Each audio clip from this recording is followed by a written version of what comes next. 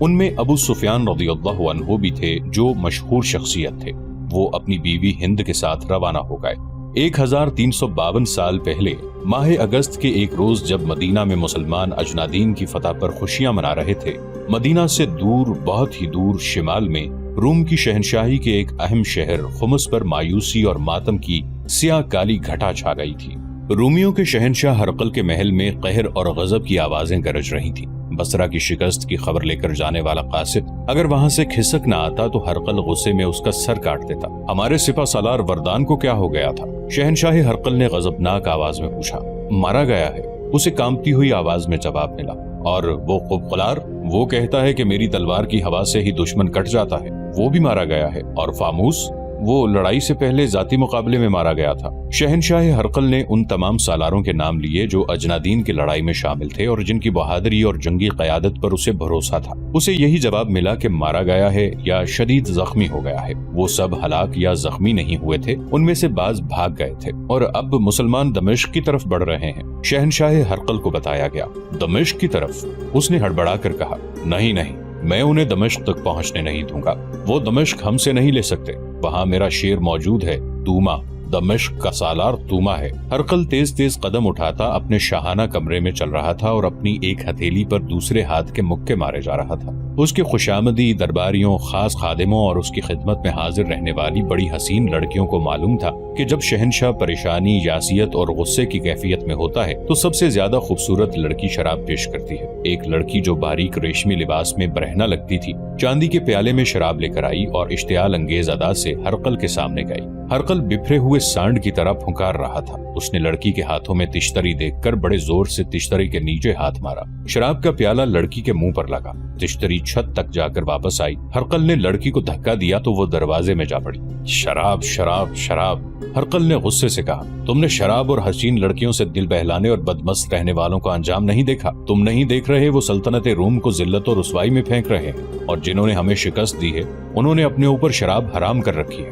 اس نے حکم دیا، گھوڑا تیار کرو، میں انطاکیہ جا رہا ہوں اور میں اس وقت وہاں سے واپس آؤں گا جب میں آخری مسلمان کی بھی لاش دیکھ لوں گا۔ بادشاہ جنگ کے لیے جب کوچ کرتے تھے تو ان کے لیے بہت سے انتظامات کیے جاتے تھے۔ محافظ دستہ اور بادشاہ کی من پسند عورتیں ساتھ جاتی تھیں۔ ایسے انتظامات ہر وقت تیار رہتے تھے، مگر اب کے ہرقل تو جیسے اڑ کر انطاکیہ پہنچنے کی کوشش میں تھا۔ اس کے کوچ کے انتظامات کرنے والوں پر قیامت ٹوٹ پڑی اور وہ انتظامات میں مصروف ہو گئے۔ خالد رضی اللہ عنہ اجنادین میں 7 روز رہے۔ انہوں نے اپنے سالاروں سے کہا کہ دشمن کو کہیں سستانے اور دم لینے کی مہلت نہ دو، اسے اتنی مہلت نہ دو کہ وہ اپنی بکھری ہوئی جمعیت کو اکٹھا کر سکے۔ اس اصول کے تحت دمشق کی طرف ان کا کوچ بہت تیز تھا۔ انہوں نے اپنے جاسوس پہلے بھیج دیے تھے۔ اب خالد رضی اللہ عنہ نے جاسوسی کا نظام مزید بہتر بنا دیا تھا۔ وہ اس حقیقت کو نظر انداز نہیں کر سکتے تھے کہ قیصر روم کی سلطنت بہت وسیع ہے اور اس کے مطابق اس کی فوج بھی زیادہ ہے اور برتر بھی۔ ایسی فوج پر غلبہ پانے کے لیے ان کے احوال و قوائف کا قبل از وقت معلوم کرنا ضروری تھا، اور اتنا ہی ضروری ان علاقوں کے خد و خال کا جاننا تھا جہاں جہاں اس فوج کے دستے موجود تھے۔ ان کی نقل و حرکت کے متعلق قبل از وقت معلومات حاصل کرنا بھی سود مند تھا۔ راستے میں بیت المقدس آتا تھا۔ خالد رضی اللہ عنہ نے اس اہم شہر کو نظر انداز کر دیا اور اس سے کچھ فاصلے سے آگے چلے گئے، لیکن ایک مقام کو نظر انداز کرنا مشکل تھا۔ اس بستی کا نام فحل تھا جو ایک مضبوط قلعہ تھا۔ خالد رضی اللہ عنہ اس کے قریب پہنچے تو ایک فقیر نے جو پاگل لگتا تھا خالد رضی اللہ عنہ کا راستہ روک لیا۔ خالد رضی اللہ عنہ بن ولید نے اسے اپنے پاس بلایا۔ کیا خبر لائے ہو؟ خالد رضی اللہ عنہ نے اس نے پوچھا۔ وہ خالد رضی اللہ عنہ کا جاسوس تھا۔ اس بستی کا نام فحل ہے، جاسوس نے کہا۔ آپ دیکھ رہے ہیں یہ قلعہ ہے، اس کے اندر فوج ہے، باہر کچھ بھی نہیں۔ رومیوں سے ہماری جہاں کہیں بھی ٹکر ہوگی، اس قلعے سے رومیوں کو کمک اور دیگر مدد ملے گی۔ خالد رضی اللہ عنہ نے اس قلعے کا محاصرہ ضروری نہ سمجھا۔ وہ اپنی نفری کم نہیں کرنا چاہتے تھے۔ دمشق کی تسخیر کوئی معمولی مہم نہیں تھی، بلکہ اپنی شکست کے امکانات بڑھتے جا رہے تھے۔ خالد رضی اللہ عنہ نے اپنے ایک نائب سالار ابو الاور کو بلایا اور اسے حکم دیا کہ وہ ایک سوار دستہ اپنے ساتھ رکھے اور فحل کے قریب کہیں تیاری کی حالت میں موجود رہے۔ یہاں سے فوج باہر نکلے تو تیروں کی بوچھاڑیں مارے اور کسی کو باہر نہ نکلنے دے۔ خالد رضی اللہ عنہ وہاں رکے نہیں۔ ابو الاور نے ایک سوار دستہ وہیں روک لیا اور اس قلعے بند بستی کے جتنے دروازے تھے ان سب کے سامنے سوار متعین کر دیے۔ سواروں کو گھوڑوں سے اترنے کی اور محدود سے فاصلے تک گھومنے پھرنے کی اجازت دے دی گئی۔ خالد رضی اللہ عنہ کی فوج جس کی تعداد 32,000 سے کم ہو گئی تھی بظاہر بے ترتیب قافلے کی صورت میں دمشق کی جانب جا رہی تھی، لیکن اس کے ہر دستے کو اپنے فرائض کا علم تھا۔ ان میں ہراول دستہ بھی تھا اور اس میں عقب اور پہلوؤں کے حفاظتی دستے بھی تھے، اور یہ تمام دستے چوکنے ہو کر چلے جا رہے تھے۔ کسی بھی جگہ اور کسی بھی وقت ان پر حملہ ہو سکتا تھا۔ داؤد عیسائی نے خالد رضی اللہ عنہ کو خبردار کیا تھا کہ وہ ابھی روم کی شہنشاہی میں داخل ہوئے ہیں اور اس شہنشاہی کی حدود بہت وسیع ہے۔ اس وقت تک رومی فوج کے دستے جہاں جہاں تھے وہاں ہرقل کا یہ حکم پہنچ چکا تھا کہ مسلمانوں کی فوج کو روکا جائے۔ اس حکم کے تحت دمشق کی طرف جانے والے راستوں پر رومیوں نے اپنے جاسوس بھیج دیے تھے۔ دریائے یرموک کے کنارے وقوسا ایک قصبہ تھا۔ کسی رومی جاسوس نے خالد رضی اللہ عنہ کے لشکر کو آتے دیکھ لیا اور پیچھے جا کر اطلاع دی۔ جب خالد رضی اللہ عنہ وقوسا کے قریب پہنچے تو رومی فوج کے بہت سے دستے خالد رضی اللہ عنہ کا راستہ روکنے کے لیے تیار کھڑے تھے۔ مورخوں نے لکھا ہے کہ اجنادین کی لڑائی سے بھاگے ہوئے کئی رومی فوجی وقوسا پہنچ چکے تھے۔ انہیں بھی ان دستوں میں شامل کر لیا گیا تھا جو مسلمانوں کو روکنے کے لیے جنگی ترتیب میں کھڑے تھے، مگر ان میں لڑنے کا جذبہ سرد تھا کیونکہ ان پر مسلمانوں کا خوف طاری تھا۔ جن کمانداروں اور سپاہیوں نے ابھی مسلمانوں سے جنگ نہیں لڑی تھی وہ اجنادین کے بھگوڑوں سے پوچھتے تھے کہ مسلمان لڑنے میں کیسے ہیں، دیکھ لو۔ انہیں کچھ اس قسم کے جواب ملے۔ 30,000 نے 90,000 کو اس طرح شکست دی ہے کہ سپہ سالار سے چھوٹے سے سالار تک ایک بھی زندہ نہیں۔ انہوں نے ہماری آدھی نفری مار ڈالی ہے، زخمیوں کا کوئی حساب ہی نہیں۔ مت پوچھو دوستو، مت پوچھو، میں تو انہیں انسان سمجھتا ہی نہیں۔ ان کے پاس کوئی جادو ہے یا وہ جنات جیسی کوئی مخلوق ہیں؟ ان کا ایک ایک آدمی 10-10 آدمیوں کا مقابلہ کرتا ہے، ان کے سامنے کوئی جم کر لڑ ہی نہیں سکتا۔ پوچھتے کیا ہو، وہ آ رہے ہیں، خود دیکھ لینا۔ وہ آئے اور انہوں نے دیکھ لیا کہ مسلمان جو بے ترتیب قافلے کی طرح آ رہے تھے، دیکھتے ہی دیکھتے وہ جنگی ترتیب میں ہو گئے۔ عورتیں اور بچے پیچھے رہ گئے اور ان کا حفاظتی دستہ اپنی جگہ پر چلا گیا۔ خالد رضی اللہ عنہ اپنے محافظوں وغیرہ کے ساتھ آگے ہو گئے اور دونوں فوجیں آمنے سامنے آ گئیں۔ پہلے بیان ہو چکا ہے کہ خالد رضی اللہ عنہ کی جنگی چالوں کا اور مجاہدین کو لڑانے کا انداز ایسا تھا کہ دشمن بوکھلا جاتا، پھر مسلمانوں کے حملے کی شدت سے دشمنوں کے سپاہیوں پر خوف طاری ہو جاتا تھا۔ ان میں سے جو سپاہی بھاگ نکلتے تھے وہ جہاں جاتے اس خوف کو اپنے ساتھ لے جاتے اور فوج میں پھیلاتے تھے، یہ ثابت کرنے کے لیے کہ وہ بلا وجہ نہیں بھاگے۔ وہ اس خوف کو مبالغے سے اور ایسے طریقے سے بیان کرتے کہ سننے والے یہ سمجھ لیتے کہ مسلمانوں میں کوئی مافوق الفطرت قوت ہے۔ اس طرح خالد رضی اللہ عنہ نے دشمن پر ایک نفسیاتی اثر ڈال رکھا تھا جو ہر میدان میں ان کے کام آتا تھا۔ یہ قوت مافوق الفطرت ہی تھی جو عقیدے کی سچائی، ایمان کی پختگی اور جذبے کی شدت سے پیدا ہوئی تھی۔ مسلمان اللہ کے حکم سے لڑتے تھے، ان کے دلوں میں کوئی ذاتی غرض یا لالچ نہیں تھا۔ وقوسا کے میدان میں جب رومی مسلمانوں کے مقابلے میں آئے تو ان کے انداز میں جوش و خروش تھا اور جارحیت بھی شدید نظر آتی تھی، لیکن خالد رضی اللہ عنہ نے جب حملہ کیا تو رومیوں میں لڑنے کا جذبہ اتنا شدید نہ تھا جتنا ہونا چاہیے تھا۔ خالد رضی اللہ عنہ نے سامنے سے حملہ کیا اور دونوں پہلوؤں کے کچھ دستوں کو پھیلا کر اس حکم کے ساتھ آگے بڑھایا کہ دشمن کے پہلوؤں کی طرف جا کر حملہ کریں۔ مورخوں کے مطابق رومی سامنے سے حملے کرنے کو روکنے کے لیے ایسی صورت اختیار کر بیٹھے کہ اپنے پہلوؤں کو نہ دیکھ سکے۔ ان پر جب دائیں اور بائیں سے بھی حملہ ہوا اور ان کے دائیں بائیں کے دستے مسلمانوں کے دباؤ سے اندر کو سکڑنے اور سمٹنے لگے تو وہ گھبرا گئے اور ان پر وہ خوف طاری ہو گیا جو خالد رضی اللہ عنہ کے نام سے منسوب تھا۔ اس خوف نے رومیوں کے پاؤں اکھاڑ دیے۔ ان رومی دستوں کے لیے یہ حکم تھا کہ وہ مسلمانوں کو زیادہ سے زیادہ دنوں تک روکے رکھیں۔ وجہ یہ تھی کہ دمشق میں جو رومی فوج تھی اس میں دوسری جگہوں سے دستے بھیج کر اضافہ کیا جا رہا تھا۔ ہرقل اس کوشش میں تھا کہ اس کے یہ دستے مسلمانوں سے پہلے دمشق پہنچ جائیں۔ اس کے لیے ضروری تھا کہ وقوسا میں مسلمانوں کی فوج کو روک لیا جاتا اور ایسی لڑائی لڑی جاتی جو طول پکڑ جاتی۔ ایسی لڑائی کے طور طریقے مختلف ہوتے ہیں۔ خالد رضی اللہ عنہ نے رومیوں کو کچھ سوچنے کی مہلت ہی نہ دی۔ رومی بے شمار لاشیں اور زخمی میدان میں چھوڑ کر بھاگ گئے۔ خالد رضی اللہ عنہ وہاں اتنا ہی رکے کہ اپنے شہیدوں کا جنازہ پڑھ کر دفن کیا، زخمیوں کو ساتھ لیا اور مال غنیمت اکٹھا کیا اور چل پڑے۔ یہ اگست 634 کا تیسرا ہفتہ جمادی الآخر 13 ہجری تھا۔ شہنشاہ ہرقل انطاکیہ جا پہنچا اور وہاں اپنا ہیڈ کوارٹر بنا لیا۔ حمص سے انطاکیہ کو روانہ ہونے سے پہلے اس نے دمشق کی رومی فوج کے سالاروں توما، ہربیس اور عزازیر کو پیغام بھیج دیا تھا کہ وہ فوراً انطاکیہ پہنچیں۔ ہرقل کے پہنچتے ہی تینوں سالار انطاکیہ پہنچ گئے۔ کیا تم نے سن لیا ہے کہ تمہارے سالار وردان اور قبقلار بھی مارے جا چکے ہیں؟ शहनशाह हरकल ने उनसे पूछा, क्या तुम भी कैसर रूम की अजमत को जहन से उतार दोगे? क्या तुम्हारी नजरों में भी सलीब का तकद्दुस खत्म हो चुका है? मुसलमान अभी तो हमारे सामने आए ही नहीं। सालार तूमा ने कहा, हमें अभी ना आपने आजमाया है ना मुसलमानों ने, उन्हें आने दें, मैं आपकी बेटी के आगे शर्मसार नहीं हूँगा। तूमा शहनशाह हरकल का दामाद था और वो दमिश्क का सिपा सालार था। बड़ा पक्का मजहबी आदमी था और अपने मजहब ईसाइयत के फरोग और तहफ्फुज के लिए सरगर्म रहता था। तूमा, हरकल ने उसे कहा, तुम मजहब में इतने मगन रहते हो कि दमिश्क के दिफा की तरफ पूरी तवज्जो नहीं दे रहे। मैं तो ये समझता हूँ कि मजहब न रहा तो दमिश्क भी नहीं रहेगा। तूमा ने कहा, क्या आप नहीं जानते कि मुसलमानों के खिलाफ जंग भी मजहब में शामिल है? मैं यहाँ अकेला तो नहीं, जंगी मामले सालार हरबीज के पास हैं और सालार अजाजीर भी मेरे साथ है। क्या अजाजीर फारसियों को और फिर तुर्कों को कई लड़ाइयों में शिकस्तें नहीं दे चुका? जितना भरोसा मुझे अजाजीर पर है इतना तुम दोनों पर नहीं। हरकल ने कहा, अजाजीर तजर्बाकार सालार है, तुम दोनों को अभी साबित करना है कि तुम अजाजीर के हम पल्ला हो। अजाजीर रोमियों का बड़ा ही काबिल और दलेर सालार था। उसने बहुत सी लड़ाइयाँ लड़ी और हर मैदान में फतह हासिल की थी। अरबी जुबान पर इसे इतना ही उबूर हासिल था कि वो अरबी बोलता तो शक होता कि अरब का रहने वाला है। दमिश्क की फौज का कमांडर दरअसल वही था। अंताकिया में क्लोस नाम का एक रूमी सालार था। उसे हरकल ने 5000 नफरी की फौज देकर दमिश्क जाने को कहा। शहनशाह हरकल, क्लोस ने कहा, मैं हल्फिया कहता हूँ कि मैं आपके सामने उस वक्त आऊंगा जब मेरी बर्छी की अन्नी के साथ मदीना के सालार खालिद बिन वलीद का सर होगा। तुम मुझे सिर्फ हलफ से खुश नहीं कर सकते। हरकल ने कहा, मैं सिर्फ इब्ने वलीद का सर नहीं, तमाम मुसलमानों की लाशें देखना चाहता हूँ। फौरन दमिश्क पहुंचो, वहाँ कुमक की जरूरत है, सब चले जाओ और दमिश्क को बचाओ। तमाम सालार फौरन रवाना हो गए। हरकल का एक मुशीर खास हरकल के पास मौजूद रहा। शहनशाह हरकल, उस मुशीर ने कहा, सालार क्लूस को दमिश्क न भेजते तो अच्छा था। अगर उसे भेजना ही था तो सालार अजाजीर को दमिश्क से निकाल लेते। क्यों?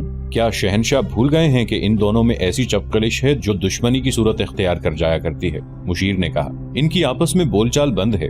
दरअसल क्लूस अजाजीर की अच्छी शोहरत से हसद करता है, कोई और वजह भी हो सकती है। क्या तुम ये खतरा महसूस कर रहे हो कि वो लड़ाई के दौरान एक दूसरे को नुकसान पहुंचाने की कोशिश करेंगे? हरकल ने पूछा। हाँ शहनशाह रूम, मुशीर ने कहा, मैं यही खतरा महसूस कर रहा हूँ। ऐसा नहीं होगा, हरकल ने कहा, उन्हें ये एहसास तो जरूर होगा कि वो मिलकर ना लड़े तो बड़ी बुरी शिकस्त खाएंगे और वो मुझे खुश करने और एक दूसरे को मेरी नजरों में गिराने के लिए जोशो खरोश से लड़ेंगे। और अगर उन्होंने एक दूसरे को नुकसान पहुंचाने की कोशिश की तो उन्हें यकीनन मालूम होगा कि उनकी सजा क्या होगी। मुशीर खामोश हो गया, लेकिन उसके चेहरे पर परेशानी के आसार पहले से ज्यादा हो गए। खालिद रज़ियल्लाहु अन्हु के मुजाहिदीन दमिश्क की जानिब बढ़े जा रहे थे। रूमी सालार अजाजीर ने दमिश्क पहुंचते ही शहर के दिफा को मजबूत बनाना शुरू कर दिया। दमिश्क की शहर पनाह के 6 दरवाजे थे और हर दरवाजे का एक नाम था। अजाजीर ने दमिश्क को मुहासरे से बचाने का ये इंतजाम किया कि ज्यादा फौज शहर के बाहर रखी ताकि मुसलमानों को शहर तक पहुंचने ही ना दिया जाए, उन्हें शहर से बाहर खत्म कर दिया जाए। शहर में खास तौर पर मुंतखब किए हुए दस्ते रखे गए।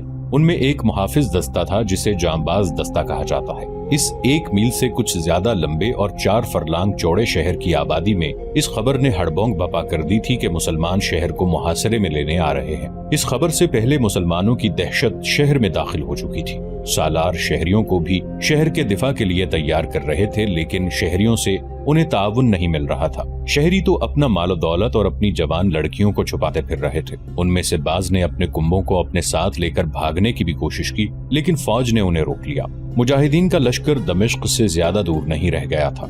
जासूस जो आगे गए हुए थे वो बारी बारी पीछे आते, रिपोर्ट देते और फिर आगे चले जाते। अब मुजाहिदीन की जज्बाती कैफियत ऐसी थी जैसे उनका कोई घर ना हो, कोई वतन ना हो, कोई बीवी बच्चा ना हो, बस अल्लाह ही अल्लाह हो, जिसके नाम का वो विर्द करते जाते या चंद मुजाहिदीन मिलकर कोई जंगी तराना गाते थे। उन्होंने अपना रिश्ता अल्लाह के साथ और रसूल अल्लाह सल्लल्लाहु अलैहि वसल्लम की रूह मुक़द्दस के साथ जोड़ दिया था।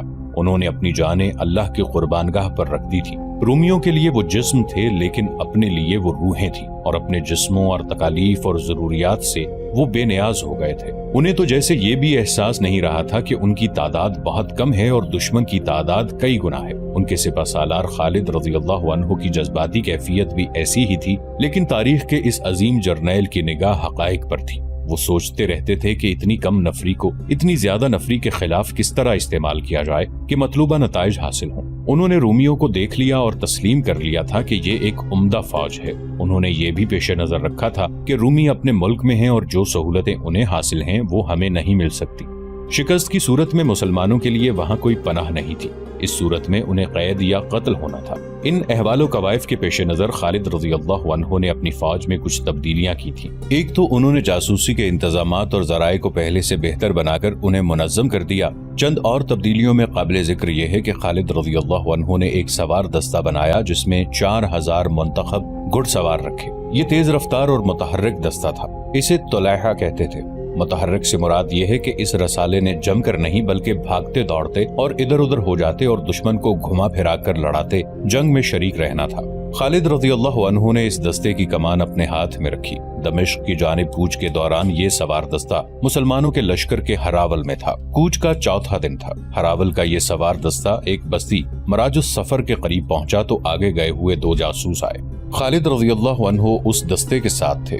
जासूसों ने उन्हें बताया कि थोड़ी दूर आगे रूमी फौज तैयारी की हालत में पड़ाव किए हुए है। जासूसों के अंदाजे के मुताबिक वो मकाम दमिश्क से 12-13 मील दूर था। मुअर्रिखों ने लिखा है कि उस रूमी फौज की तादाद 12,000 थी और उसमें ज्यादातर सवार थे। उसके 2 सालार थे, एक अज़ाज़ीर और दूसरा क्लोस। ये वही सालार थे जिनकी आपस में दुश्मनी थी। उन्हें दमिश्क के सिपा सालार तोमा ने इस मंसूबे के तहत भेजा था कि मुसलमानों के लश्कर को दमिश्क तक न पहुंचने दिया जाए। अगर उसे तबाह न किया जा सके तो इतना कमजोर कर दिया जाए कि वो वापस चला जाए। अगर ये भी ना हो सके तो इतनी सी कामयाबी हर कीमत पर हासिल की जाए कि मुसलमानों को ज्यादा से ज्यादा दिन दमिश्क से दूर रखा जाए ताकि दमिश्क के दिफा के लिए मजीद दस्ते वहां पहुंचाए जा सकें और शहर में इतनी खुराक पहुंचाकर जमा की जा सके कि मुहासरा तूल पकड़ जाए तो शहर में कहत की सूरत पैदा न हो। खालिद रज़ियल्लाहु अन्हु के लिए ये मसला पैदा हो गया था कि उनके साथ हरावल का सिर्फ ये सवार दस्ता था जिसकी नफरी 4000 थी। बाकी लश्कर अभी बहुत दूर था।